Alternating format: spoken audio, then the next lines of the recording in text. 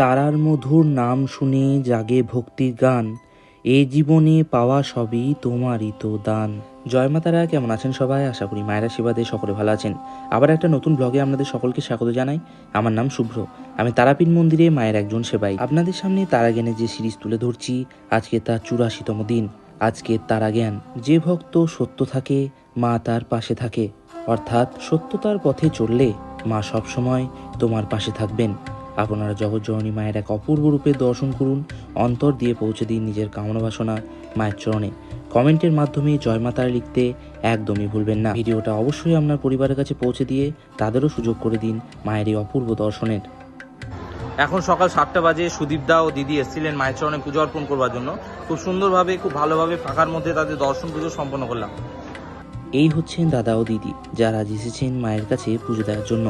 কালী কালী মহাকালী, কালীকে পাপনাশিনী, ধর্ম কামর্থ মোক্ষতে দেবী নারায়ণী নমস্তুতে। এরপর এক দাদা এসেছিলেন তার মায়ের সাথে মায়ের কাছে পুজো দেওয়ার জন্য।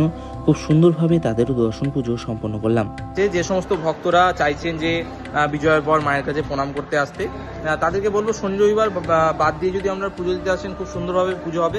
অনেকে আমাকে কমেন্ট করছিল, অনেকে মেসেজ করেছে দাদা কোন বারে মন্দির ফাঁকা থাকে, ভালোভাবে দর্শন করা যায়, আপনাদেরকে জানিয়ে দিলাম। আশা করছি আজকের এই ছোট্ট ব্লগ আপনাদের ভালো লেগেছে। ভালো লাগলে অবশ্যই একটা লাইক করবেন, যা আমাকে অনুপ্রাণিত করবে অন্য ভিডিওর জন্য। প্রতারণা চক্করে না পড়ে সঠিক যোগাযোগে তারাপীঠ আসুন, আপনাদের অনুভূতি অন্যরকম হবে। সকলে ভালো থাকবেন, সুস্থ থাকবেন। জয় মা তারা।